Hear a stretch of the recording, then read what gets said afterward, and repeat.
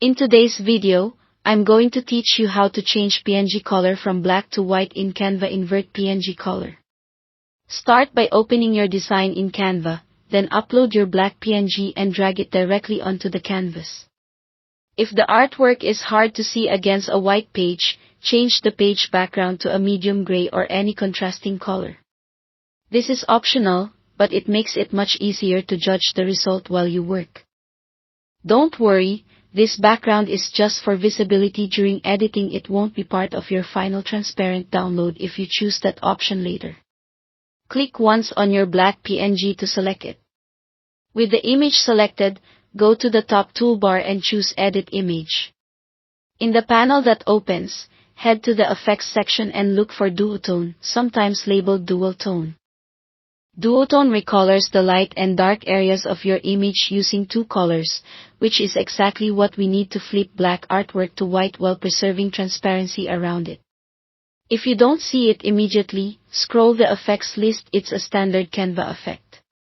Click any duotone preset, such as Classic, just to activate the effect. Then click the small sliders or settings icon for that preset. You'll see two color swatches, highlights and shadows. To turn all the black parts white, change both the highlights color and the shadows color to pure white. Setting both to white ensures every tone in the PNG, from the darkest blacks to lighter grays, becomes white, while transparent areas remain transparent. This is especially helpful if your original PNG has soft edges or anti-aliasing. They'll convert to white cleanly. Once both colors are set to white, click Apply to finalize the change. Take a moment to zoom in and confirm the artwork looks crisp against your temporary background. If it seems to disappear on a white page, that's normal. Toggle your background to gray again to verify it's truly white. When you're happy, go to Share, then Download. Choose PNG as the file type. If you have Canva Pro, check Transparent Background so you can place the white artwork on any design without a visible box behind it.